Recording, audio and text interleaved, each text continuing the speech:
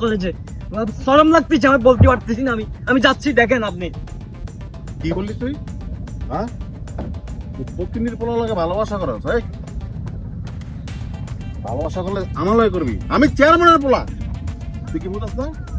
তোর সুখী শান্তিতে রাখতে পারবো, তুই কেন বুঝিস না? তুই আমার সাথে প্রেম করবি? প্রতিনিধির পোলা, প্রতিনিধির পোলা তুই আমার ক্ষেত খামারে যদি কাজ না কর, তোর তো পেটে ভাতই দেয় না, আর তুই কিনা ওর সাথে প্রেম কর বেটা। ভাই আপনি এইসব কি কইতেছেন বলেন তো?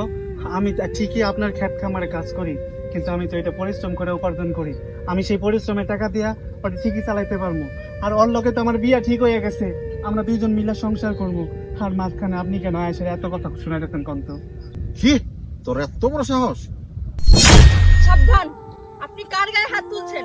আপনাকে আমি প্রথমে না বলেছি যে আমি ওকে ভালোবাসি আর ওর সাথে আমার বিয়ে ঠিক হয়েছে?